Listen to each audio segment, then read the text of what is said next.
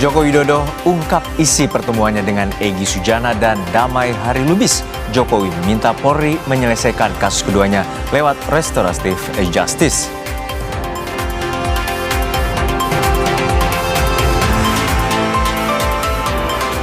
Hadiri pembongkaran tiang monorel bersama Pramono Anung, mantan Gubernur DKI Jakarta Sutioso nyatakan lega.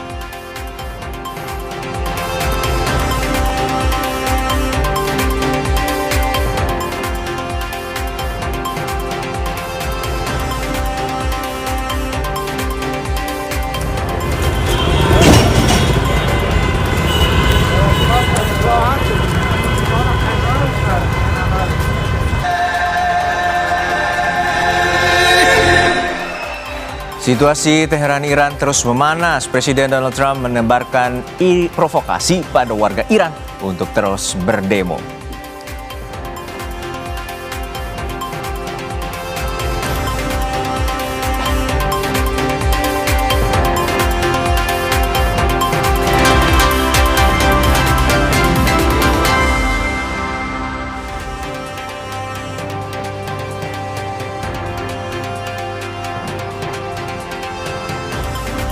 Halo, selamat sore saudara. Anda menyaksikan program berita Kompas Petang. Hanya di Kompas TV Independen terpercaya. Bersama saya Cynthia Rompas. Dan saya Harjuno Pramunito, kita jelang Kompas Petang selengkapnya.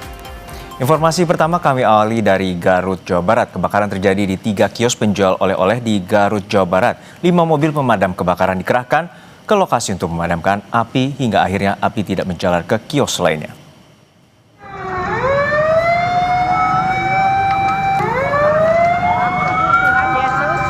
Inilah video amatir kebakaran kios di kawasan Jalan Bank, Kecamatan Garut Kota, Garut, Jawa Barat. Kebakaran diduga berasal dari kompor yang berada di salah satu toko. Tidak ada korban jiwa dalam kebakaran ini.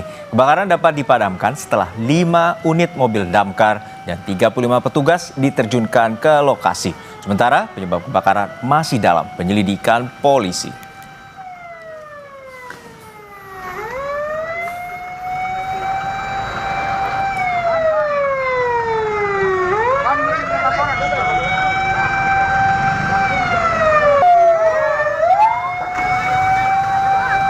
Potensi apinya sangat tinggi karena ada penggorengan.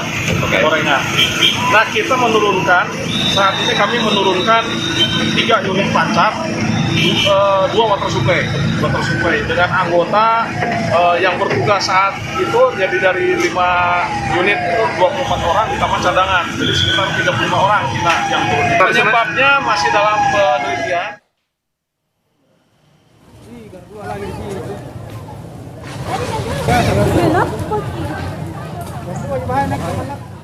4 lapak pedagang di kota Makassar, Sulawesi Selatan ludes terbakar. Api pertama kali muncul di salah satu lapak yang pemiliknya tengah tertidur. Saat terbangun, api telah membesar. Diduga api berasal dari korsleting listrik. 7 unit pemadam kebakaran dikerahkan dan proses pemadaman berlangsung 30 menit.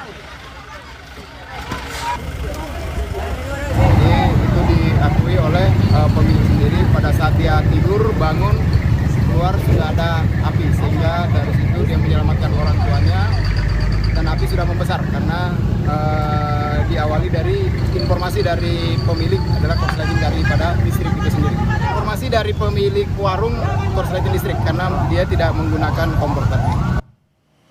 Saudara, seorang pria tersengat listrik saat memperbaiki atap rumah indekos di kawasan Banyu Urip, Surabaya, Jawa Timur. Evakuasi korban berlangsung dramatis karena tim penyelamat harus menurunkan korban yang lemas dari atas genting.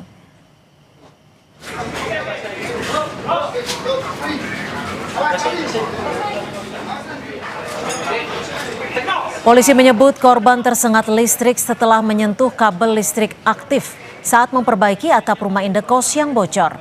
Petugas Damkar Kota Surabaya bersama tim medis segera melakukan evakuasi dengan menurunkan korban dari lantai 2 menggunakan tali dan tandu.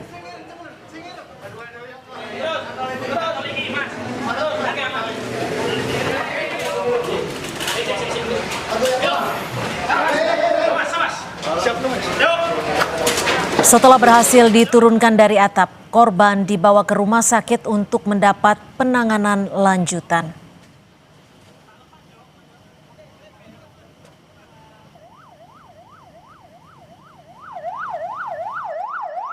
Nah, pada saat dia memperbaiki, sepertinya dia menyentuh salah satu kabel listrik di atap rumah itu ya. saat di atas.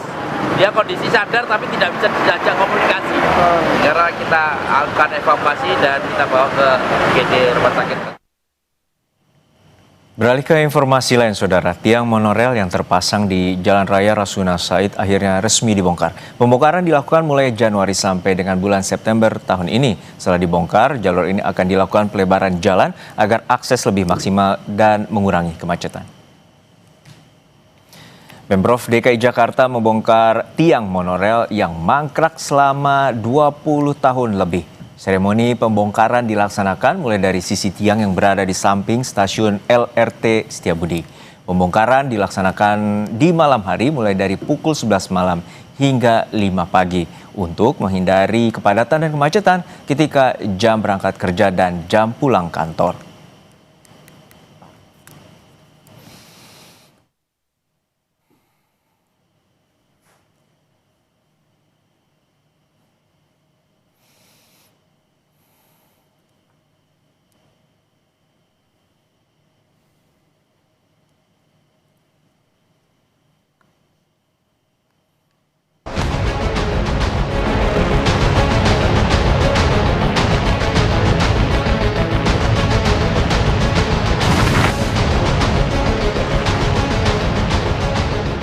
Setelah mangkrak selama lebih dari 20 tahun, tiang monorel di sepanjang kawasan Kuningan akhirnya secara resmi dibongkar Pemprov DKI Jakarta.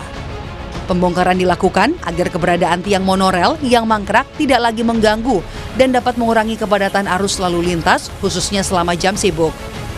Pemprov DKI Jakarta melalui Gubernur Pramono Anung Rabu pagi meninjau sekaligus menyaksikan pemotongan tiang monorel di Jalan HR Rasuna Said. Nantinya, pembongkaran monorel akan dilakukan pada malam hari, yakni mulai pukul 23 waktu Indonesia Barat hingga pukul 5 pagi. Hal ini untuk menghindari kemacetan di jam sibuk. Total ada 109 tiang yang akan dibongkar, mulai dari tiang monorel di samping stasiun LRT Setiabudi sampai ke Rasuna Said. Gubernur DKI Jakarta Pramono Anung bilang, biaya pembongkaran tiang monorel tidak mencapai 100 miliar rupiah, melainkan sebesar 254 juta rupiah. 100 miliar itu bukan motongnya hanya 254 juta rupiah. Ada 109 tiang monorel sampai dengan ujung Jalan Rasuna Said, semuanya akan ditata rapi, dan saya meyakini ini akan membuat Jalan Rasuna Said menjadi jalan yang semakin baik dan mudah-mudahan kemacetan juga akan berkurang. Proyek pengerjaan monorel digagas sejak tahun 2000-an di era kepemimpinan Gubernur Jakarta, Sutioso. Kala itu, Pemprov DKI mencari solusi jangka panjang untuk mengatasi kemacetan ibu kota. Sutioso yang kerap disapa Bang Yos bilang, proyek monorel sudah dicanangkan Presiden kelima Megawati Soekarno Putri pada tahun 2004 dengan rencana pengerjaan dan investasi yang jelas. Namun, proyek monorel nyatanya tidak lagi dilanjutkan ketika Bang Yos tidak lagi menjabat. Terkait pembongkaran tiang monorel yang mangkrak selama 2 dekade, mantan Gubernur DKI Sutioso mengaku lega atas kepastian yang diberikan Gubernur Pramono Anung. Cepat bisa kita selesaikan, dicanangkan oleh Presiden Megawati. Artinya saat dicanangkan Presiden itu berarti segala sesuatunya itu sudah ada gitu. Rencananya jelas, investornya juga ada dari Cina gitu. Tapi saya harus berhenti tahun 2007 kan. Nah terus akibatnya saya tidak tahu, terus mangkrak jadi besi tua seperti ini, dan tahun 2014 monorel ini diganti dengan LRT yang tidak ada rencana sebelumnya. Jadi saya terima kasih, mudah-mudahan kalau saya lewat ini nggak sakit mata lagi saya.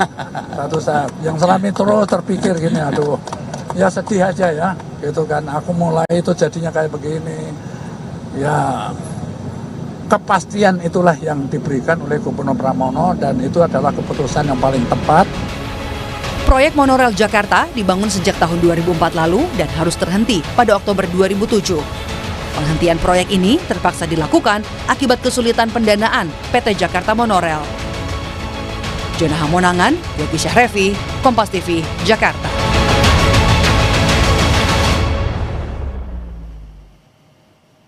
Dan saudara, informasi lainnya, demi bisa menangkap raja pencurian motor di Palembang, polisi menyamar menjadi badut Doraemon dan Spider-Man. Pelaku adalah residivis dengan kejahatan yang sama dan mencuri lebih dari 200 kali.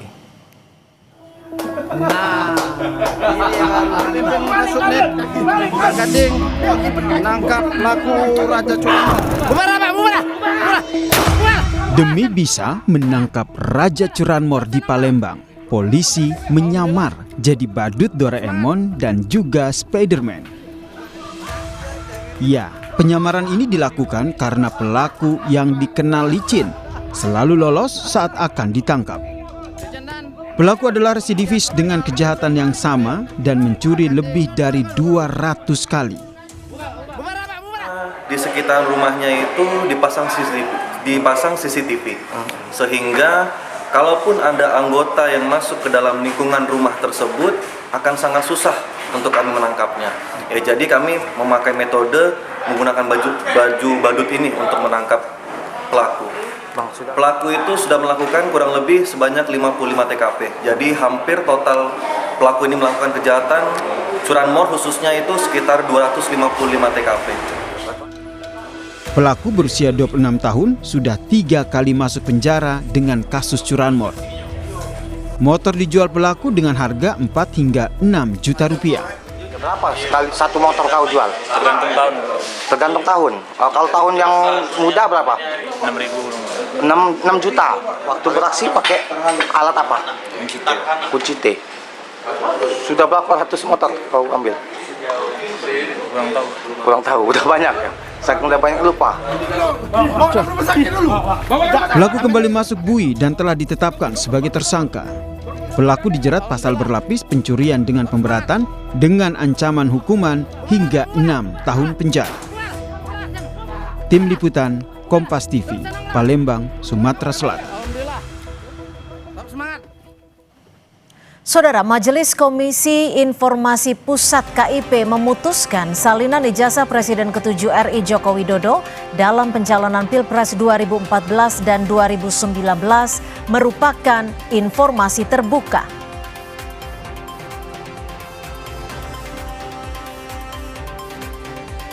Menteri Keuangan Purbaya memastikan akan melakukan evaluasi menyeluruh terhadap internal Direktorat Jenderal Pajak setelah KPK menggeledah sejumlah kantor pajak untuk mengusut kasus suap pejabat pajak.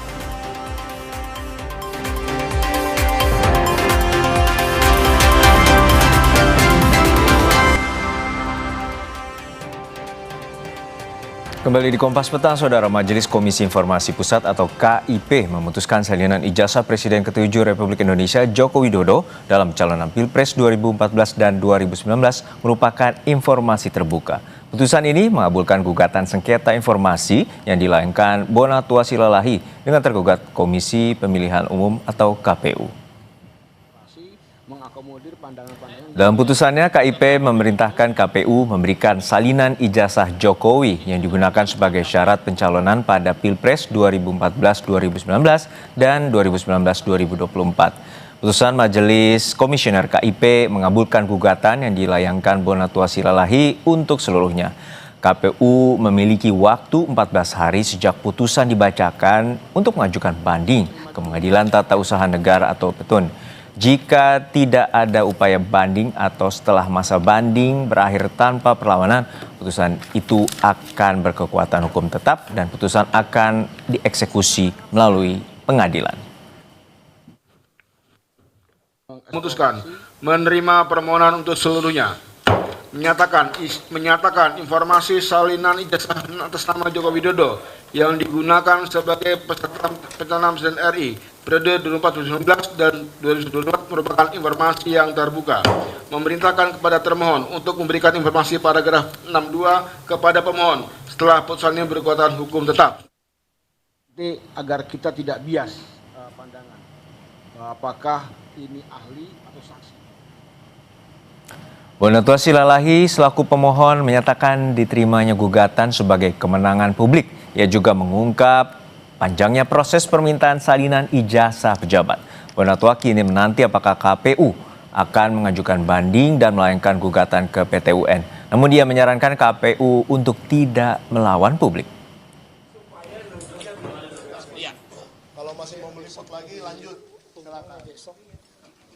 Ini kemenangan publik. Saya bilang terima kasih ke publik-publik yang rewel akan hak publiknya, yang kemarin itu yang banyak mengkritik KPU akan peraturan 731.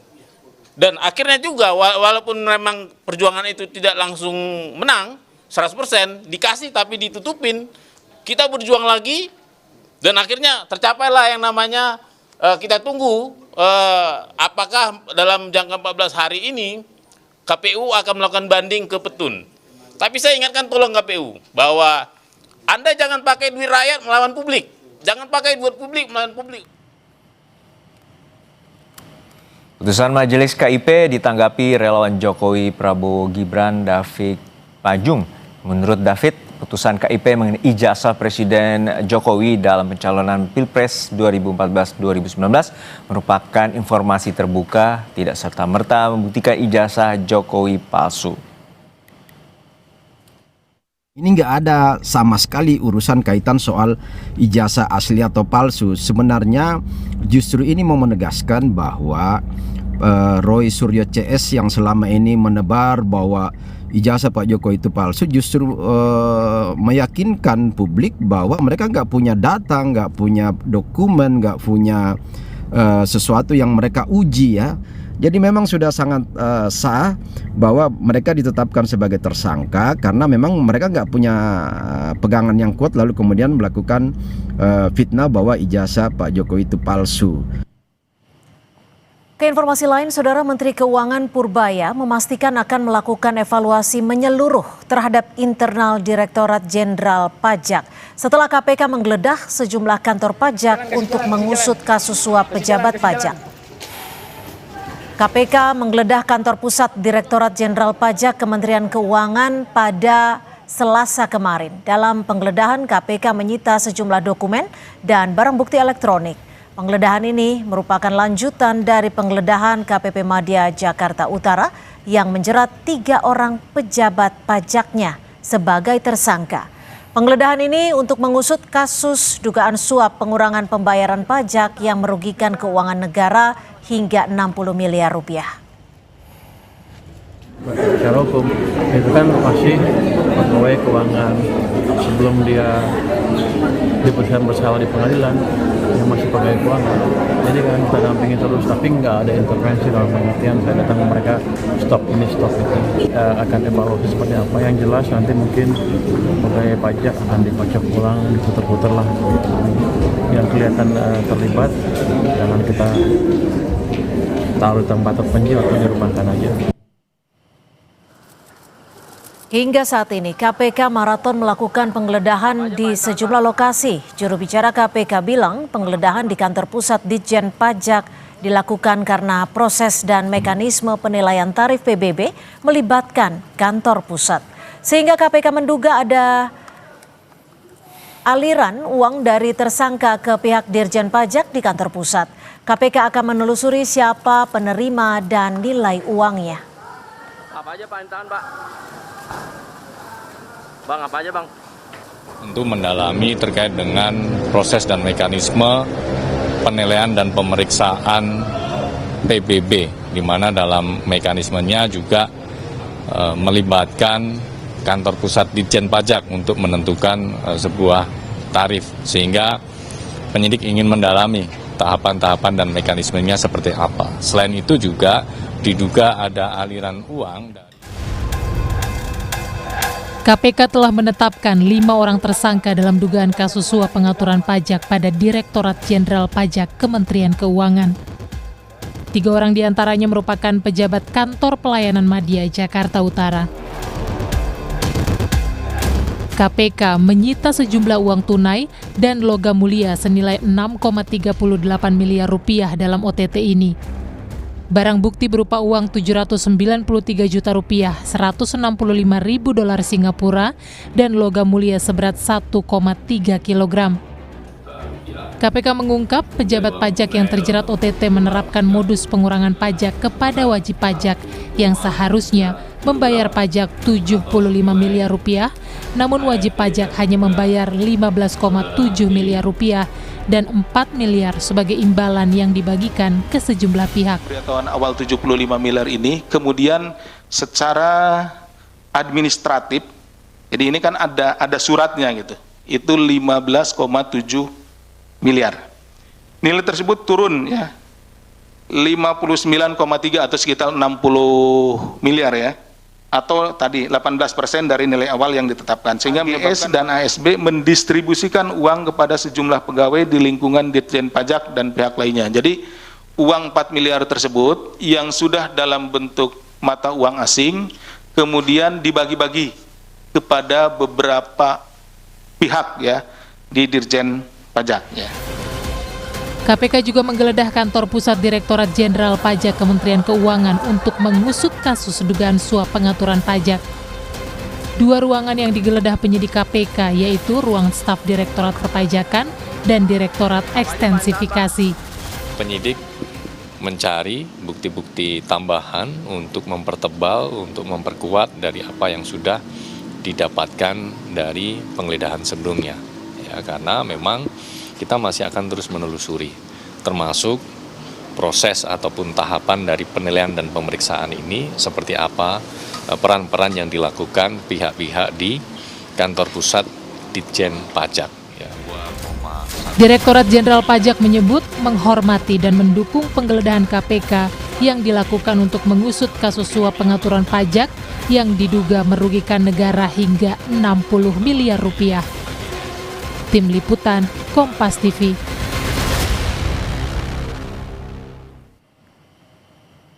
Beralih ke informasi dan saudara, hujan yang mengguyur kawasan Jakarta sejak Rabu pagi membuat arus lalu lintas di ruas tol Jagorawi macet.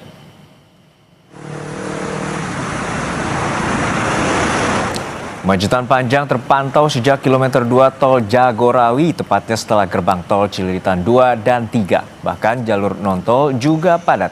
Pengendara memilih menggunakan mobil untuk beraktivitas karena hujan terus mengguyur kota Jakarta. Selain itu, kendaraan juga melambatkan laju akibat jalan yang basah.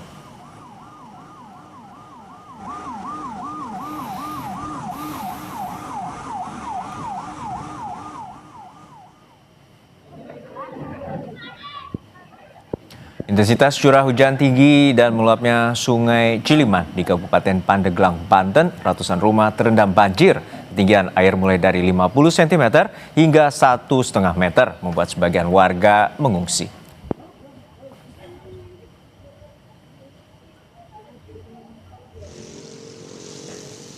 Kemacetan juga terjadi di kawasan Gandaria, Jakarta Selatan imbas hujan yang turun sejak pagi. Jalan arteri menuju dan dari Pondok Indah macet sore hari ini.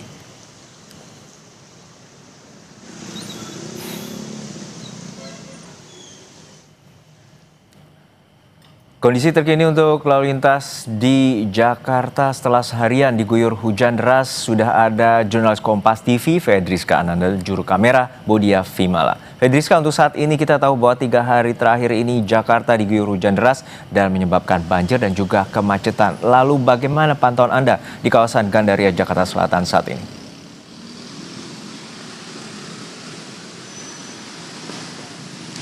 Ya, Yuno, untuk sore hari ini selain juga tadi Jakarta diguyur hujan deras, namun juga bertepatan dengan jam pulang kantor sehingga arus lalu lintas di Jalan Tengku Nyak Arif ataupun dari arah Patal Senayan ke arah Jakarta Selatan ataupun arah sebaliknya dari Jakarta Selatan menuju ke arah Senayan ini terjadi kepadatan kendaraan di kedua sisi. Karena memang kami pantau tidak ada terjadi genangan begitu, namun karena ini bertepatan dengan jam pulang kantor ini terjadi kepadatan kendaraan yang cukup panjang. Tadi kalau misalkan kami pantau menggunakan aplikasi penunjuk arah begitu ya, di mana ini terjadi kepadatan kendaraan ini hingga 2 km. Jadi memang tampaknya terjadi antrian panjang kendaraan ke arah Jakarta Selatan ataupun arah sebaliknya ini dari arah Jakarta Selatan menuju ke arah Patal Senayan. Karena memang untuk pada sore hari ini tadi ketika hujan deras mengguyur Jakarta ini sangat bertepatan dengan jam pulang kantor. Jadi memang kalau misalkan kita lihat juga selama 2 hari terakhir ini hujan deras juga cukup mengganggu aktivitas masyarakat, bahkan 2 hari lalu juga merendam jalanan begitu sehingga memang mengganggu aktivitas masyarakat. Jadi memang kami himbau bagi para pengendara yang akan melintasi jalan Tengku Nyak Arif ini untuk dapat berhati-hati dalam berkendara karena memang untuk jalan sendiri juga licin dan kemudian untuk saat ini hujan sudah mulai reda, Juno. Baik, untuk saat ini bagaimana pengaturan terutama dari polisi lalu lintas untuk mengatur dan mengurai kemacetan di sana?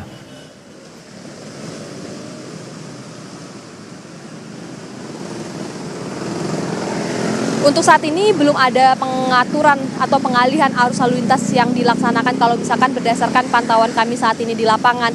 Karena memang untuk jalan ini, Tekunyak Arif ini merupakan jalan yang cukup penting dari arah Jakarta Pusat menuju ke arah Jakarta Selatan. Memang untuk kepadatan kendaraan sebetulnya memang terjadi setiap hari begitu ya. Karena memang ini adalah jalur utama begitu bagi masyarakat yang memang beraktivitas dari Jakarta Selatan ataupun sebaliknya. Namun kalau misalkan hari ini untuk kondisinya turun hujan sehingga cukup mengganggu ataupun sehingga mengakibatkan perlambatan kecepatan kendaraan, ini belum ada petugas yang kemudian melakukan pengaturan lalu lintas. Jadi memang kami himbau begitu ya bagi masyarakat yang akan melintas ini untuk berhati-hati. Sekali lagi kami ingatkan karena memang untuk kondisi jalan turunan ini kami lihat juga cukup licin begitu. Jadi memang perlu perhatian dari pengendara yang akan melintasi, Juno. Baik, ini menjadi kehati-hatian bagi pengendara terutama di kondisi cuaca ekstrim saat ini dan juga hujan yang saat ini telah membasahi jalan di kawasan Gandaria, Jakarta Selatan. Terima kasih atas laporan Anda, Jurnalis Kompas TV, Fedriska Ananda, juru kamera Bodia Vimala dari Gandaria, Jakarta Selatan. Saudara, informasi lainnya masih akan kami sajikan selepas jeda. Di antaranya Joko Widodo ungkap isi pertemuannya dengan Egy Sujana dan Damai Hari Lubis di kediamannya. Jokowi minta Polri selesaikan kasus keduanya lewat restoratif justice.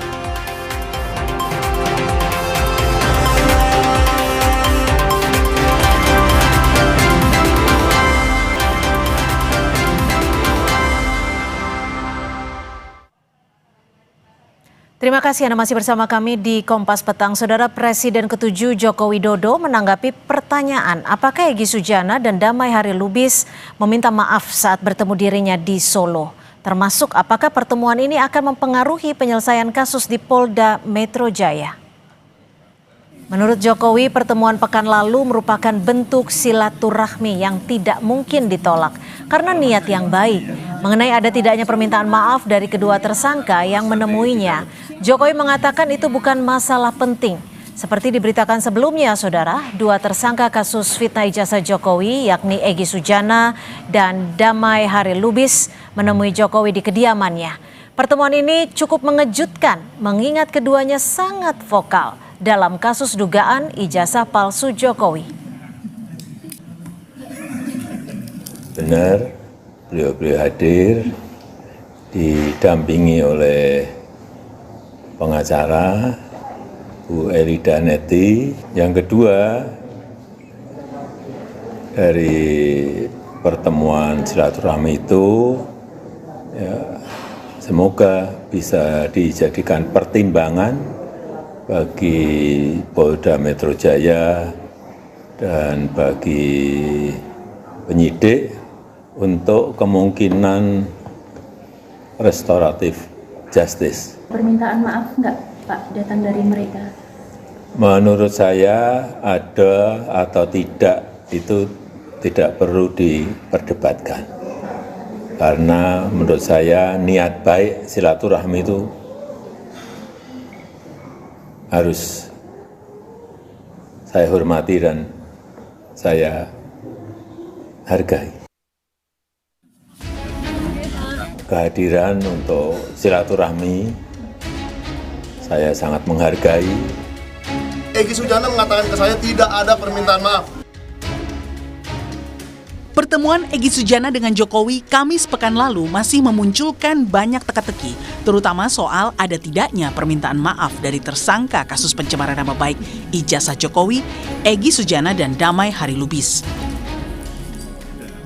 Pasalnya sejak pertemuan itu terjadi di rumah Jokowi di Solo, baik Egy maupun Damai Hari Lubis belum memberikan pernyataan ke publik. Adapun cerita soal pertemuan tersebut diceritakan Egy kepada Michael Sinaga yang merupakan kubu Roy Suryo dalam kasus ijazah. Menurut Michael, Egy bilang tidak ada saling memaafkan. Ia justru menasihati Jokowi agar kasus ijazah tidak gaduh. Hari Jumat itu saya menelpon Bang Egy Sujana. Kata Bang Egy Sujana, dia benar bersama DHL datang ke rumah Joko Widodo. Dan tidak ada wartawan yang menyaksikan, tidak ada video, tidak ada foto. Tetapi yang dilakukan di situ adalah berbincang dengan Jokowi dengan diantarkan 2 orang perwira polisi aktif. Biarlah nanti kepolisian yang mengklarifikasi apakah benar ada 2 polisi yang mengantarkan seorang terlapor menemui pelapor. Apakah di situ ada permintaan maaf? Bang Egy Sujana mengatakan ke saya tidak ada permintaan maaf.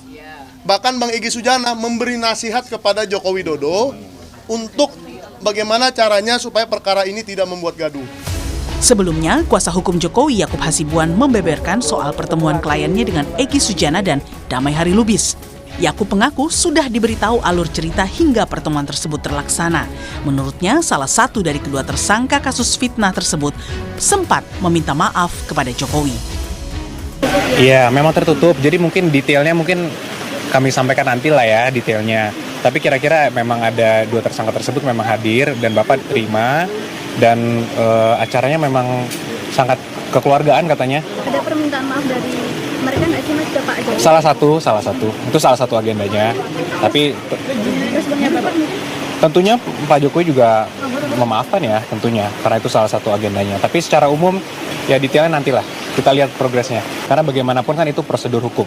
Kalaupun nanti apakah ada penghentian dan sebagainya. Karena ini sudah masuk ranah hukum. Ya nanti kita lihat prosedur hukumnya seperti apa. Karena itu harus diformalkan. Pasca pertemuan antara Jokowi dengan Egy Sujana dan Damai Hari Lubis, kini muncul dorongan agar kasus yang menjerat keduanya diselesaikan lewat restoratif justice. Jokowi pun secara terbuka meminta kepada penyidik Polda Metro Jaya untuk mempertimbangkan penyelesaian kasus secara damai bagi Egy dan Damai Hari Lubis. Tim Liputan, Kompas TV. Saudara, belum terjawab soal maaf memaafkan dalam pertemuan di Solo, Jawa Tengah. Kini Jokowi justru meminta penyidik Polda Metro Jaya agar kasus yang menjerat Egy Sujana dan Damai Hari Lubis diselesaikan secara damai atau restoratif justice. Lalu apa sebenarnya kesepakatan dari pertemuan di rumah Jokowi di Solo? Kita bahas bersama tersangka kasus fitnah ijazah palsu Jokowi yang menemui Pak Jokowi di Solo. Damai Hari Lubis sudah hadir bersama kami di studio dan juga Bang Yakub Hasibuan selaku pengacara Pak Jokowi dan nanti akan bergabung bersama kami juga Mas Roy Suryo namun masih ada di perjalanan. Saya langsung ke Bang Damai. Bang Damai, ini pertama kalinya Anda tampil di publik setelah pertemuan dengan Pak Jokowi 8 Januari lalu, Kamis lalu? Bahkan sebelumnya pun saya boleh dibilang saya nggak pernah tampil. Diundang juga saya pikir untuk apa sih gitu loh. Biarlah karena kawan-kawan juga banyak yang udah tampil. Kawan-kawan aku, Azab, Kurnia, ya udah itulah gitu kan. Walaupun saya agak menyesali sih materi-materi yang disampaikan itu bukan hukum acara. Padahal karena hukum itu ada 2, hukum acara, hukum material. Jadi langsung ke materi. Ya kan? Sekarang saya mau tanya juga soal pertemuan di 8 Januari 2026. Awal tahun ketemu Pak Jokowi. Ini masih simpang siur nih. Sebenarnya Bang Damai meminta maafkah atau bagaimana sih ke Pak Jokowi? Jadi begini, boleh saya dari awal? Boleh dong. Jadi begini, saat itu Bang Egy ngubungi saya. Saya panggil Bang ya, Bes atau Bes, Bang Egy Sujana. DHL, aku ini kan semacam dihujat sama kawan-kawan. Karena hari H pada kembali ke belakang 15-16 April itu beliau nggak ikut karena bertepatan dipanggil sama Mabes Polri, kan gitu. Ya. Namun entah kenapa alasannya beliau juga nggak hadir. Nggak lama kemudian beliau sakit terus ke luar negeri. Nah pokoknya adalah suara-suara yang kurang bagus. Ya Mas Roy, teman kita. Silakan. Silakan dilanjut. Awalnya kita ulang lagi apa? Enggak? Gak apa-apa, lanjut. Kita masih lanjut. Dan sudah bergabung bersama kami Saudara Roy Suryo. Terima kasih Mas Roy. Kita langsung masih lanjutkan penjelasan dari Bang Damai. Nah, jadi ketika Bang Egy ngubungi saya, kenapa Bang? Ya kan saya dihujat, saya nggak bisa hadir. Ujung-ujungnya kan beliau memang sakit dan ada bukti medis. Bahkan saya sampai besuk ke Surabaya. Rumah sakit Siloam. Saat pertemuannya gimana nih? Langsung juga. Pertemuan dengan Pak Jokowi gimana? Jadi kita ke sana dulu. Jadi itu alasannya Bang Egy minta. Aku dihujat sama kawan. Kedua, terus terang ini, Bahkan kita yang hujat itu siapa? Yang hujat itu teman-teman sendiri. Bahwa teman-teman Egy sendiri, itu, maksudnya para tersangka ini yang 8 orang atau bagaimana? Atau teman di luar ada 2, selainnya teman-teman semua. Oke. Yang tidak, tapi pengacara umumnya. Minta supaya didampingi saya ke sana. Tadi alasan saya dihujat oleh kawan karena nggak datang pada hari H. Tadi argumentasi saya ada foto semua saya kirim. Ya. Ada input-inputnya semua. Setelah itu berlanjut ke Pertamina terus ke luar negeri. Ya, itu saya nggak berani nuduh dia bohong-bohongan karena ada medis recordnya. Ya. Setelah itu, kedua saya mau nasihati Pak Jokowi. Ada surat At-Toha dia kirim ke saya. Kemarin Mas Roy baca ya? Baca. Nah, seperti itu. Oke? Kesepakatan. Tidak saya bilang, tapi karena dia senior, bicaranya seperti itu sehingga saya mau. Yang penting jangan minta maaf dan jangan dipublis. Oke, jadi Anda datang ke Solo bersama Bang Egy, minta maaf atau tidak? Ya atau tidak? Tidak ada minta maaf. Oke. Nah, jadi begini. Yang undang saya sampaikan atau dulu. inisiatif sendiri? Bang Egy bilang dulu. Nanti jadi ini biar kronologis bagus. Karena durasi nih, waktu juga. Gitu ya. Jadi Bang Egy sampaikan, ya kan? Nah, saya sini, saya bukan minta maaf. Ada pasal disebutkan itu Undang-Undang Nomor 31 pasal 10 Undang-Undang Nomor tahun 2014 tentang lembaga perlindungan saksi dan korban. Itu nggak boleh saya dilaporkan balik, apalagi saya juga pengacara dan lain-lain. Tapi yang saya ingat Undang-Undang Nomor 31 tahun sekian. Saya ditanya, oke kan? Secara hukum apa yang disampaikan Bang Egy, saya sama dengan 2 kali saya ulang. Kalau persepsinya minta maaf datang silaturahim, baik-baik kan memang dua-duanya. Bahkan Pak Jokowi sendiri yang bilang understanding. Nah itu Pak, bukan saya berarti mau ngelawan Bapak ya. Saya mah bakalan menang lawan Bapak. Bapak kan orang hebat. Enggak, Bang Egy yang hebat. Oke, jadi saya konfirmasi tidak ada permintaan maaf dan bertemu hanya untuk silaturahmi. Membawa apa saat itu? Dokumenkah atau ada hal lain? Dari saya? Ya, dengan Bang Egy. Nggak bawa apa-apa, hanya ngobrol aja. Nah, itu juga saya mau protes tuh. Katanya saya udah 2 minggu yang lalu udah neken. Maaf ya dari kawannya, rekan sejawat. 2 minggu yang lalu saya sudah datang dengan pengacaranya Egy. Saya nggak mau menyampaikan tentang pengacara Egy. Tapi diri saya 100% bohong. Itu kawannya rekan apa bukan ya? Kami tangkap. Saya ke Bang Yakub dulu. Bang Yakub, pertemuan ini diinisiasi oleh Pak Jokowi kah atau ada pihak lain atau dari tim kuasa hukum? Yang dapat saya sampaikan Mbak, bahwa kalau dari kami kan mungkin bisa ditanyakan langsung ke Bang DHL siapa yang menginisiasi. Kalau dari kami melihatnya pertemuan ini sangat baik karena Pak Jokowi juga sudah menyampaikan. Kebetulan beberapa hari setelah Bang DHL dan Bang Egy ke rumah Pak Jokowi, saya juga hadir ke rumah Pak Jokowi. Kita diskusi panjang juga. Dan poin yang paling penting di highlight di sini adalah Pak Jokowi sangat menghormati dan sangat mengapresiasi kedatangan dari rekan-rekan tersebut. Dan di situ beliau juga cerita panjang apa saja isi pertemuan tersebut. Walaupun kembali saya tidak berada di situ, jadi mungkin yang bisa menyampaikan dengan detail pasti salah satunya Bang DHL. Pak Jokowi didampingi siapa? Pak Jokowi sendiri di situ. Mungkin nanti bisa diklarifikasi ya. Pak Jokowi sendiri kalau dari Bang DHL, Bang Egy dan Ibu Elia. Dan ada relawan juga kalau tidak salah ya, relawan. Mungkin kalau itu dikategorikan mendampingi Pak Jokowi ya mungkin Pak Jokowi berarti didampingi oleh relawan. Gitu Mbak. Saat pertemuan itu ada tidak Pak Jokowi menanyakan kepada tim kuasa hukum atau apa yang harus disampaikan? Dan saya juga ingin mengkonfirmasi nih, apakah betul dari Egy dan juga Bang DHL ini didampingi oleh 2 polisi aktif? Nah, kalau untuk detail siapa yang hadir di situ, kalau notulen yang saya terima tidak ada. Notulen yang saya terima tidak ada polisi aktif di situ. Namun satu hal juga yang saya mau highlight adalah memang kedatangan ini kenapa kami tidak hadir, kami juga tidak mengetahui kedatangan itu. Setelah itu, namun jadi Pak Jokowi nggak info bahwa ada? Belum. Setelah itu baru diinfo. Setelah bertemu. Sampai sebelum pertemuan, saya harus sampaikan bahwa tidak ada juga niatan dari Pak Jokowi sebenarnya untuk mengadakan pertemuan itu sebelumnya. Dan tidak ada juga diskusi mengenai RJ dan sebagainya, itu belum ada. Inisiasinya tapi dari mana? Kan nggak mungkin tiba-tiba ucuk-ucuk ada pertemuan, kan jadwal, hari juga harus ditentukan. Nah mungkin bisa langsung ditanyakan ke Bang DHL bagaimana kronologis bisa hadir ke situ. Tapi yang saya terima, kami dari kuasa hukum yang terakhir yang mengonfirmasi ke Pak Jokowi adalah terakhir ini setelah bertemu Pak Jokowi sudah berkenan untuk melakukan RJ. Setelah itu, karena Ke semuanya? Kepada yang hadir. Karena Hanya yang dua hadir, orang? Pak Jokowi sangat menghormati kedatangan itu dan melihat itu sebagai itikat yang sangat baik Oke. dari Pak Jokowi. Oke, kalau Mas Roy datang ke Pak Jokowi bisa juga. Loh kan saya Mungkin nanya. terlalu dini. Oh terlalu dini. Gimana Mas Roy? Ya. Kalau ini dari teman-teman ada 2 orang yang sudah datang ke Pak Jokowi, Mas Roy akan datang juga? Ya nggak apa-apa, 2 orang sudah datang kan jelas juga. Dan ini alhamdulillah saya salut kepada Bang Damai Hairul Lubis yang sejalan dengan statement terakhir yang saya terima, statement dari Bang Egy itu semalam.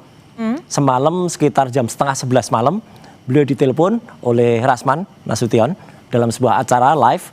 Dan kemudian dia mengatakan, saya datang tapi tidak ada minta maaf ya. Sekali lagi, tidak ada minta maaf. Nah saya khawatir tadi, siapa tahu Bang DHL beda. Ternyata sama. Ya udah, kalau sama berarti kita tetap kompak ya. Ke-8 bahkan ke-12 ini kompak. Perkara soal justice collaboration ya atau GC ya itu silakan saja, dan itu juga digaung-gaungkan terus oleh semalam tuh ada lawyer dari sebelah yang juga mengatakan oh itu sudah diurus kira-kira 2 minggu yang lalu. Tapi alhamdulillah Bang DHL tadi kan mengatakan nggak ada itu udah diurus 2 minggu yang lalu. Berarti kan di sini kan siapa yang bohong gitu. Tapi yang jelas saya tetap mendoakan Bang Egy Sujana dan Bang DHL tetap sebagai pejuang ya, jangan jadi pecundang. Bang Damai, pertemuan itu artinya Anda tetap strict dengan apa yang Anda tuduhkan, ijazah Pak Jokowi itu asli atau palsu dengan pertemuan itu? Jadi Usai jeda tapi ya, dijawabnya ya. Tetap bersama kami di Kompas Petang.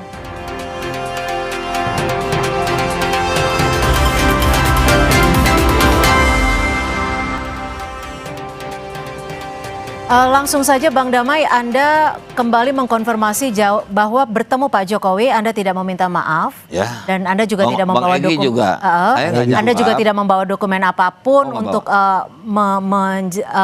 menginformasikan apapun ke Pak Jokowi.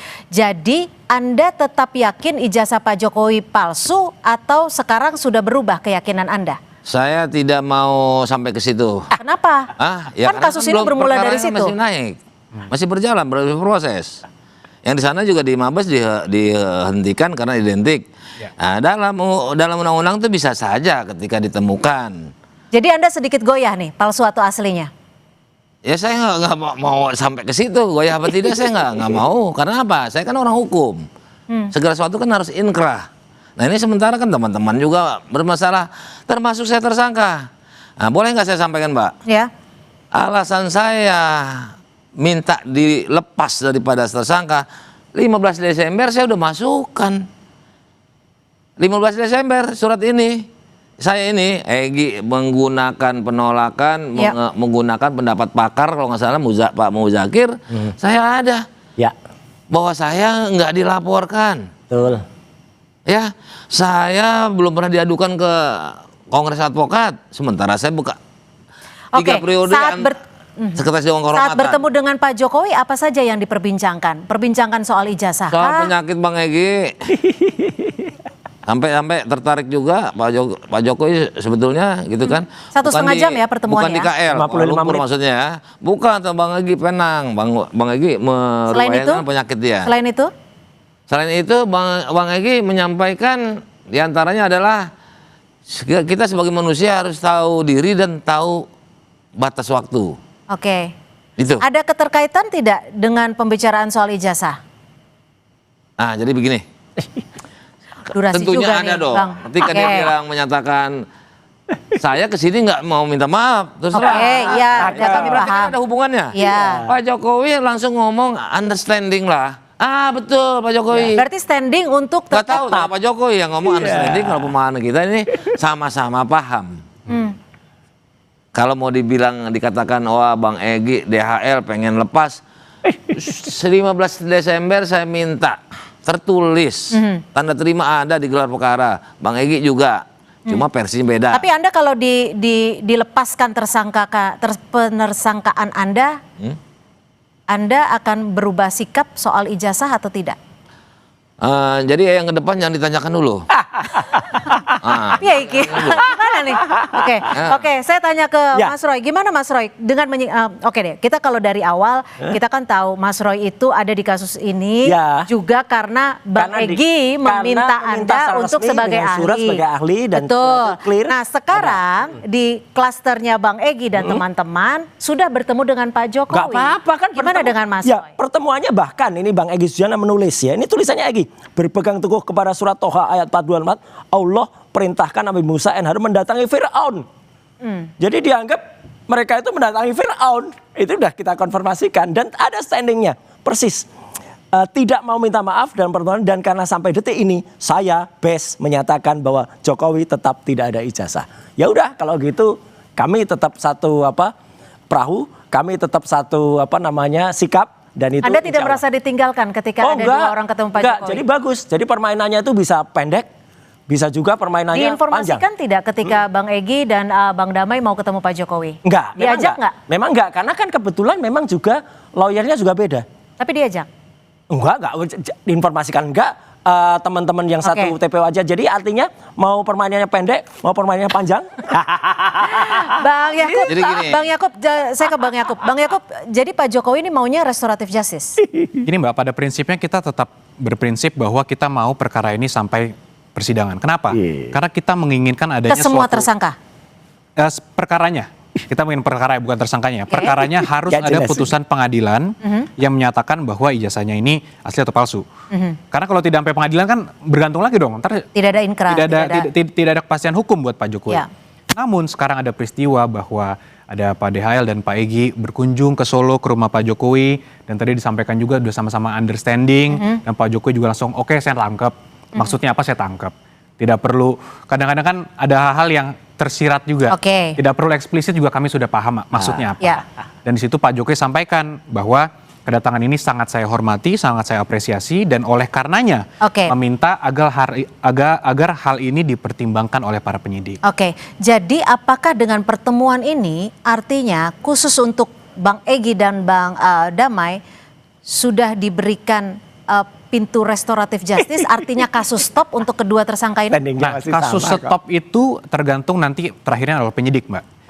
Tapi sudah ada permohonan untuk dilakukan RJ, kemudian dari kami pun sudah menyatakan kepada para penyidik bahwa permohonan RJ itu ini untuk orang awam ya. Permohonan RJ itu bisa kalau tidak meminta maaf, kan nggak minta maaf. Nah, masalah permintaan maaf kan tadi sudah disampaikan oleh Pak DHL di meetingnya itu kan. Jadi yang penting kalau dari kami melihatnya dari sisi hukum sudah ada permohonan RJ, kemudian berlangsunglah itu pertemuan yang isinya kembali lagi itu Pak Jokowi sudah understanding, Pak DHL understanding dan sebagainya. Kemudian dari kami juga Pak Jokowi sendiri pun sudah tadi menyampaikan bahwa sangat menghargai pertemuan itu dan oleh karenanya meminta para penyidik untuk mempertimbangkan. Nah, terakhirnya di siapa? Nanti para penyidik akan menilai apakah ini memenuhi atau tidak untuk dilakukan RJ.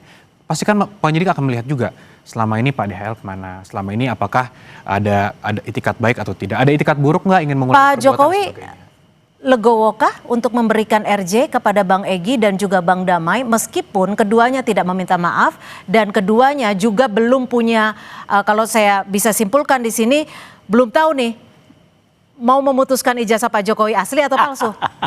Yang jelas Pak Jokowi sangat menghormati dan menghargai Pak DHL dan Pak Egy Sujana. Itu yang paling clear. Apakah sampai sore ini keputusan Pak Jokowi akan memberikan RJ? Sudah, Pak Jokowi sudah confirm. Dan kami pun sudah mengatakan juga kepada para penyidik bahwa Pak Jokowi menghendaki juga sangat menerima yang dilakukan oleh kedua tersangka dan menghendaki untuk perkara ini bisa dipertimbangkan dilakukan RJ. Nah, masalah RJ-nya bisa dilakukan atau tidak, kami serahkan pada penyidik. Bang Damai, gimana? Diam aja. Enggak, kan maksudnya saya juga di sini masih bingung nih karena Bang Damai bertemu Pak Jokowi tidak minta maaf, tapi juga di sini belum mau memastikan apakah Pak ijazahnya ya gimana? Saya mau sampaikan bahwa ini adalah pengacara Pak Jokowi. Betul. Beliau ketemu saya ini 2 kali. Waktu gelar perkara sama hari ini. Bisa ditanyakan langsung apakah ada saya nelpon, kita adakan restorasi yuk. Enggak ada. Kalau Jadi yang Bung ngajak nggak percaya, siapa? nggak ada masalah. Bang Damai Ya. yang ngajak siapa? Siapa? Saya Yang kan Egy. Bang saya Egy. sampaikan. Bang Egy yang ngasih tahu siapa? Yang ada Jadi oke gini, pertemuannya orang tanggal di belakang 8. Bang Egy yang memfasilitasi kah, siapakah saya nggak tahu. Saya pokoknya ayo saya antar. Begitu. Berarti ada sosok misterius yang menjadwalkan pertemuan di tanggal 8 kah? Saya nggak tahu. Saya nggak tahu ada sosok misterius Saya mau seperti ketemu tidak. orang tua saya saja harus janjian loh. Ah, iya. Hebat ya. Egy berarti hebat gitu loh. Kalau saya nggak Oke, hebat, cuma nganter sekarang aja. murni nih saya mau tanya ke Bang Damai. Tujuannya Bang Damai menyetujui Bang Egy untuk ikut ketemu Pak Jokowi. Dari Bang Damai sendiri secara pribadi tujuan Bang Damai apa? Nah, tadi, oke, saya ulang lagi. Betul udah saya sampaikan tadi. Bang Egy dihujat teman-temannya. Itu kan Bang Egy, Bang Damai nih. Iya, saya kan memang ikut ke sana pertama. Jadi minta antarnya ke saya. Entah karena apa, dia dihujat teman-temannya. Tentu bukan saya ya kan teman-temannya. Dan terbukti kemarin ada yang diberhentikan ya Pak Roy. Ya. Nah itu internal tuh sebetulnya. Mau diberhentikan. Oke deh, pertanyaannya saya sederhanakan lagi. Pertemuan di tanggal 8 Januari dengan Pak Jokowi, apakah ada keinginan dari Bang Damai untuk mendapatkan restoratif dari Pak Jokowi? Hingga begini. status tersangka Bang Damai dilepaskan. Jadi begini, itu haknya hak penyidik. Pelaporan Tapi dari Pak Bang Damai Jokowi, pribadi, mau nggak? Pak ini rekan sejawat adalah melaporkan kepada penyidik. Masalah hal-hal yang kebenaran material itu masih panjang.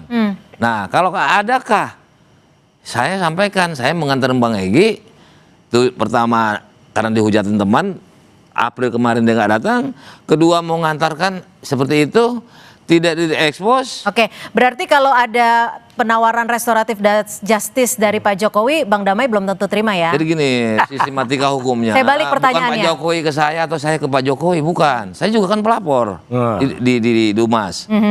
Saya minta saya nggak jadi tersangka sama penyidik, bukan kepada Pak Jokowi. Oke. Gitu loh. Bang Roy, langkah Anda yang akan dilakukan setelah pertemuan Bang Egy dan Bang Damai, apa yang akan Anda lakukan? Lalu, apakah Anda melihat ini murni restoratif justice atau memang ada kompromi dalam tanda kutip? Oke, saya lebih baik khusnuzon, berpraduga baik ya. Apalagi Bang DL, Bang Egy juga sudah WA-WA-an ke saya. Jadi kami menghormati masing-masing untuk bersikap. Mau itu tadi saya nyebutnya JC ya, tapi sebenarnya RJ, Restoratif Justice, atau mau apa dimaafkan, udah terserah. Tapi yang penting adalah kami tetap strict dengan dengan standing kami bahwa kami harus bongkar itu. Apalagi kemarin ya KIP ya tadi pada beritanya juga Komisi Informasi Pusat sudah memerintahkan KPU untuk membuka dan itu ada banyak temuan lagi. Tapi yang jelas begini ya Mbak Cynthia dan semua pemirsa kemarin. Alhamdulillah moga-moga semua terang dan tidak ada yang namanya uang haram. Nah, karena kami baju baru lagi. Kami anti uang haram. Jangan sampai ya, Bang ya. Jangan sampai ada uang haram. Soal uang ini ada semua nih. Ini yang nyetak dananya dari mana nih?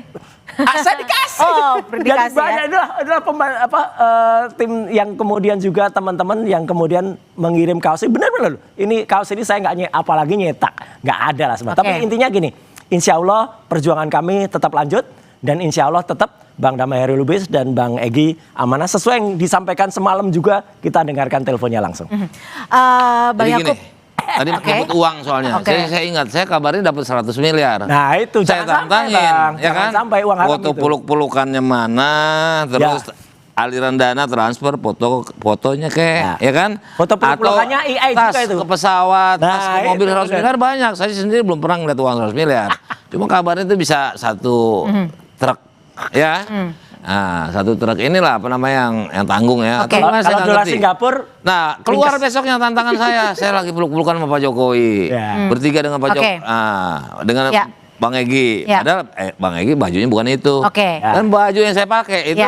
Bang Yakub, bangkainya pun udah nggak ada. Bang Yakub, jika ini kan sudah terkonfirmasi ya, tidak ada permintaan maaf dari Bang Damai dan juga Bang Egy katanya.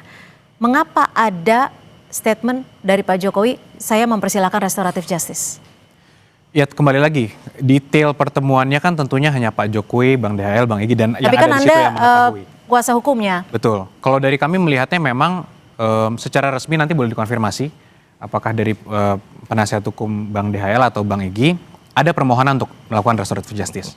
Itu permohonan sudah ada permohonan untuk melakukan restoratif justice. Dari kedua pihak ini? Nah, boleh konfirmasi, tapi dari apakah salah satu, ataukah hanya Bang Egy doang, ataukah Pak DL juga.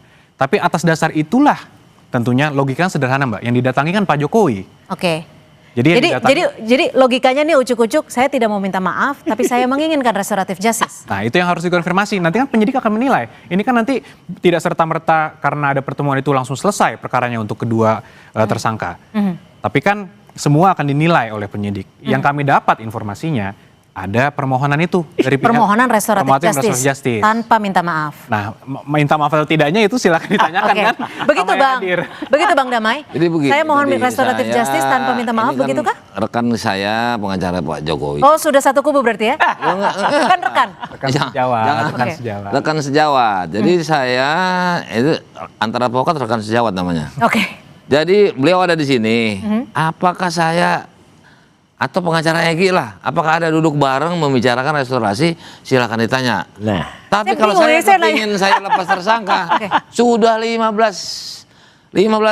tanggal berapa ya kemarin? Jadi lupa tuh. 15 Desember. Apa ini? Yang saya gelar perkara. 15. Oh, gelar perkara khusus. Gelar perkara khusus? 15 Desember. Iya, Oke, waktu kita 1 menit 15 lagi Desember singkat. saya minta, saya dilepas jadi tersangka. Kalau itu dipersepsikan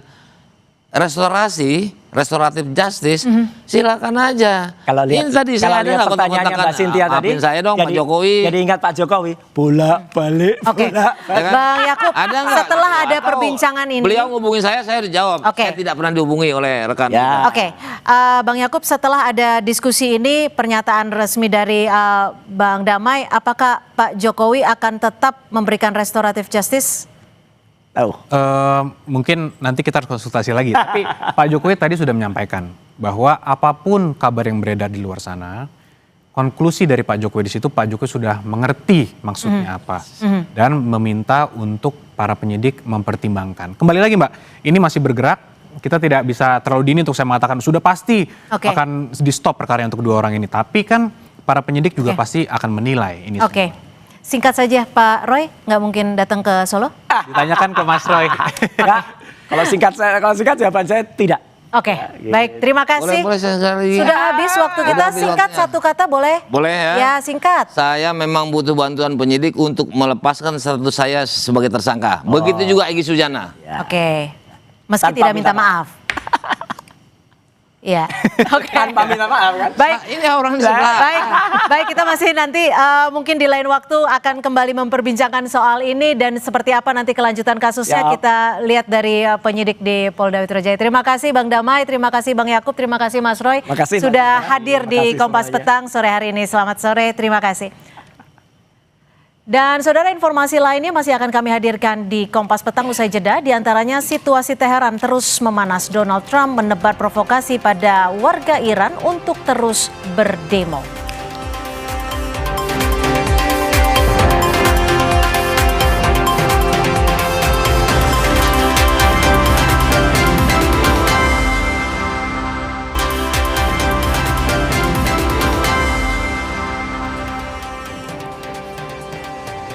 Kembali di Kompas Petang, Saudara. Sejumlah aktivis menyebut korban tewas akibat protes nasional Iran mencapai lebih dari 2.000 orang. Sementara warga sudah bisa melakukan panggilan telepon ke luar negeri untuk pertama kalinya sejak pihak berwenang memutus komunikasi selama penindakan terhadap para demonstran. Human Rights Activist News Agency yang berbasis di Amerika Serikat menyebut jumlah korban jiwa yang tewas jauh melampaui korban dalam setiap putaran unjuk rasa atau kerusuhan lainnya di Iran selama puluhan tahun, bahkan mengingatkan pada kekacauan yang menyertai revolusi Iran di tahun 79. Sementara itu, sejumlah warga telah bisa melakukan sambungan komunikasi dan menggambarkan suasana Tehran yang dipenuhi aparat keamanan dan bangunan pemerintah yang terbakar.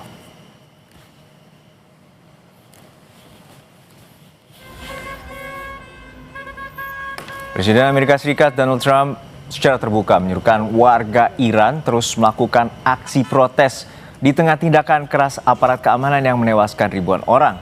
Dalam pernyataan terbarunya, Trump bahkan menjanjikan bahwa bantuan sedang dalam perjalanan bagi para pengunjuk rasa. Pernyataan itu disampaikan sehari setelah juru bicara Gedung Putih mengatakan bahwa serangan udara termasuk di antara banyak opsi yang tengah dipertimbangkan Amerika Serikat. By the way, to all Iranian patriots, keep protesting, take over your institutions if possible, and save the name of the killers and the abusers that are abusing you. You're being very badly abused.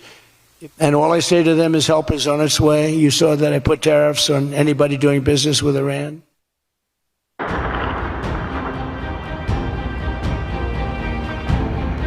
Gelombang demonstrasi yang melanda Iran memasuki fase paling mengkhawatirkan dalam beberapa dekade terakhir. Iran menuding Amerika Serikat di balik aksi unjuk rasa ini. Kedutaan Besar Iran di Jakarta menjelaskan demo itu dipicu masalah ekonomi, tapi disusupi kejahatan terorganisir hingga menimbulkan korban jiwa.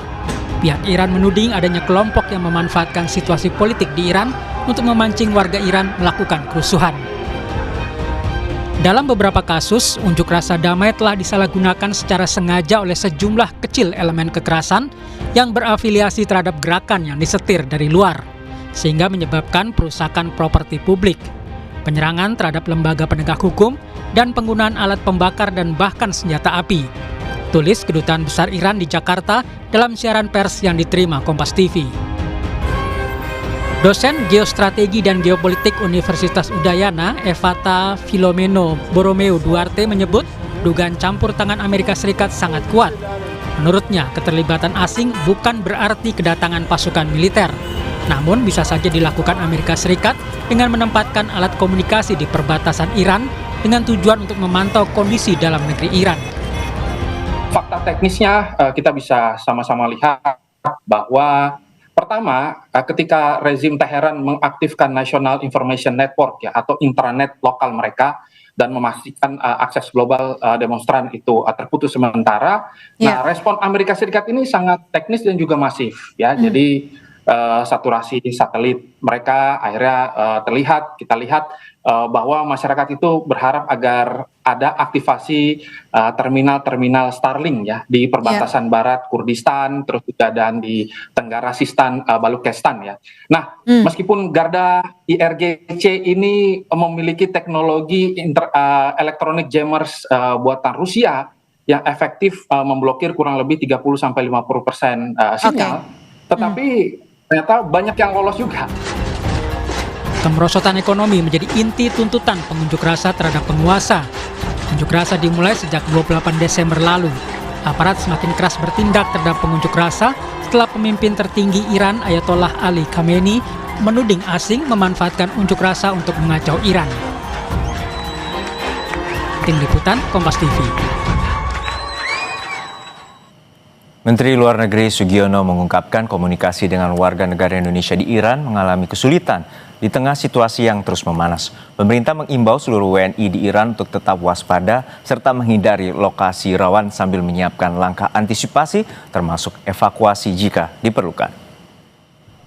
Komunikasi agak sulit ke Iran, hanya kan warga negara Indonesia di Iran itu adalah pelajar yang terkonsentrasi di Qom dan Isfahan. Harus sampaikan kepada seluruh warga negara Indonesia yang ada di Iran untuk tetap waspada, memperhatikan perkembangan situasi. Aksi demo di Iran kian memanas. Keterlibatan Amerika Serikat kian jelas setelah Presiden Amerika Serikat Donald Trump menyerukan warga Iran untuk terus melakukan aksi protes sambil menjanjikan bantuan yang akan segera datang. Lalu apakah aksi unjuk rasa ini akan berujung pada pergantian pemerintahan Iran? Kami akan membahasnya bersama Adrianus Prima, praktisi pertahanan Lembaga Kajian Strategis KRIS. Selamat sore Mas Adrianus, semoga sehat-sehat selalu. Selamat sore, halo. Ya. Mas Adrianus, kita melihat bahwa pernyataan Presiden Trump cukup kontroversial bahwa melakukan provokasi, bahwa pengunjuk rasa terus melakukan unjuk rasa hingga mengakhiri pemerintahan Iran saat ini dan juga akan menyatakan memberikan bantuan, bahkan juga akan melakukan tindakan lebih serius misalnya dengan menyerang secara militer. Lalu seperti apa sebenarnya kepentingan Amerika Serikat terhadap situasi di Iran saat ini? Tentu saja pemerintah Amerika Serikat berkali-kali baik pemerintahan Trump maupun sebelumnya secara langsung dan tidak langsung menginginkan perubahan pada rezim Iran. Itu hal yang sama-sama kita ketahui ya. Apalagi di pemerintahan sekarang berapa kali melakukan aksi-aksi kinetik, tentu saja bukan cuman oleh Amerika sendiri, tapi juga oleh sekutunya di Timur Tengah, yaitu Israel. Kita sudah sering melihat aksi-aksi langsung yang tentu saja tujuan utamanya adalah destabilisasi dan juga menggulingkan pemerintahan Iran yang sekarang. Begitu. Dan ini apakah juga dampak dari perang Iran-Israel 12 hari yang terjadi pada pertengahan 2025 lalu, dan ini merupakan tindakan skematik yang dilakukan oleh aliansi antara Israel dan Amerika Serikat terhadap pemerintahan Iran? Betul. Jadi kalau saya melihat dan teman-teman melihat juga banyak pakar hubungan internasional melihat ya, ini memang masih berurutan. Tentu saja ini menjadi kesempatan yang baik lah untuk pemerintah Amerika dan pemerintah Israel untuk memperkeruh suasana lah. Meskipun memang demo ini sangat masif ya, jadi sampai lebih dari 31 provinsi dan lebih dari 100 kota. Tapi tentu saja di tengah pembatasan informasi ini kita juga masih belum bisa melihat apakah jumlah korban dan sebagainya itu seperti yang digembor-gemborkan oleh media barat. Ya, tentu estimasi korban jiwa ada yang menyatakan bahwa ratusan, bahkan untuk saat ini ada yang menyatakan ribuan bila berkaca pada human rights yang berasal dari Amerika Serikat. Namun untuk saat ini sebenarnya Anda melihat demonstrasi yang terjadi di Iran, dan tentu ini bukan kali ini saja bahwa demo di Iran ini telah berlangsung dalam 5 dekade terakhir. Lalu seperti apa krusial dan tuntutan mereka saat ini dipicu dengan krisis ekonomi dan juga memburuknya nilai mata uang rial? Ya betul, tentu saja memang ini tentu saja akumulasi ya, karena kan sanksi internasional terhadap Iran ini terus menerus, dan kemudian pada pemerintahan Trump ini makin diperketat. Tentu saja apalagi dengan adanya tuduhan bahwa pemerintah Iran itu lebih fokus untuk mendanai proksi-proksinya di kawasan. Tentu saja itu menjadi salah satu hal yang menjadi isu kuat dalam demonstrasi kali ini. Tapi tentu saja kita juga harus melihat bahwa memang salah satu tujuan sanksi ini adalah membuat rezim Iran itu bereaksi. Ya, untuk saat ini sebenarnya apa saja tindakan yang bisa istilah intervensi oleh Amerika Serikat terhadap Iran? Dan Presiden Trump menyatakan akan melakukan bantuan dan juga bahkan opsi mengirimkan pasukan ke sana. Betul. Jadi opsi kinetis itu pasti tetap akan ada ya, karena kita bisa lihat juga waktu mereka menyerang reaktor nuklir Iran, bagaimana mereka mampu melaksanakannya. Meskipun memang ada beberapa diskusi terkait apakah serangan itu efektif dan tidak, tapi kita bisa melihat dari serangan itu bahwa Amerika dan tentu saja Israel dan berkaca di perang 12 hari, bagaimana Amerika dan Israel itu memiliki aset-aset di dalam negeri yang bisa membantu Amerika dan Israel jika mereka memutuskan untuk melakukan opsi kinetis atau serangan. Itu tentu saja kelihatan. Yang kedua, presiden yang dibuat oleh Amerika ketika dia melakukan penculikan terhadap Presiden Maduro. Saja menjadi ancaman yang sangat nyata, karena meskipun masih banyak kontroversi dan tanda tanya tentang bagaimana kronologis sebenarnya yang terjadi di Venezuela, tapi tidak menutup kemungkinan bahwa Amerika akan mencoba opsi serupa di Iran. Artinya Anda melihat bahwa ada potensi Iran akan divenezuelakan? Tentu saja ada, tapi kita harus melihat bahwa kalau secara struktur Iran itu lebih kompleks dibanding Venezuela. Ya. Betul. Kemudian ukuran negaranya juga lebih besar, dan juga Amerika masih memiliki opsi-opsi seperti opsi non-kinetis, misal mengaktifkan melawan jammingnya Iran dengan mengaktifkan Starlink supaya semakin banyak video, semakin banyak pemberitaan dari dalam Iran. Ini kan sampai saat ini yang terbuka baru akses telepon. Ini juga bisa menjadi opsi sebelum mereka mengeskalasi lebih jauh. Begitu. Ya, selain faksi yang berada di Iran dan juga Iran memiliki senjata nuklir yang juga selama ini menjadi sanksi yang terus diberikan oleh Amerika Serikat terhadap kepemilikan senjata itu. Terima kasih atas perspektifnya Mas Adrianus Prima, Lembaga Pertahanan dan Keamanan Strategis KRIS, telah berbagi informasi di Kompas Petang. Informasi terhangat lainnya akan kami hadirkan kembali hanya di Kompas Petang usai jeda.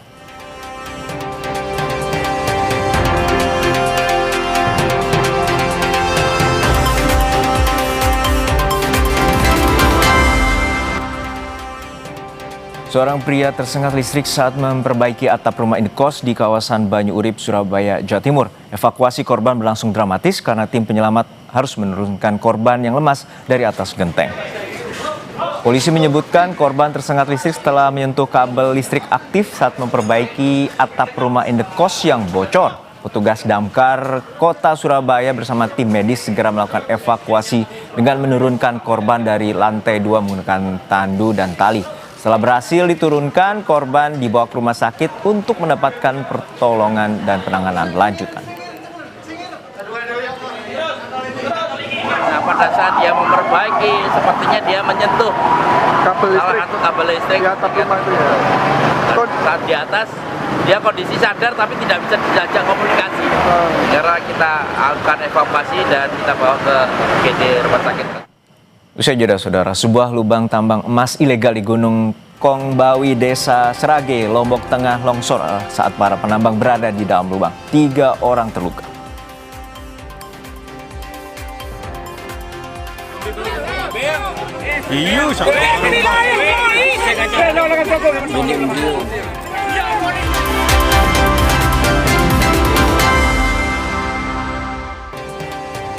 Sebuah lubang tambang emas ilegal di Gunung Kongbawi, Desa Serage, Lombok Tengah tiba-tiba longsor saat para penambang berada di dalam lubang. 3 penambang terluka akibat tertimbun. Lubang tambang emas ilegal di Gunung Kongbawi tiba-tiba longsor saat penambang berada di dalam tambang. 3 orang yang terluka langsung ditandu menuju puskesmas untuk mendapatkan perawatan. Tidak ada korban jiwa akibat peristiwa ini. Saat ini aktivitas tambang ilegal di lokasi telah dihentikan dan dipasang garis polisi.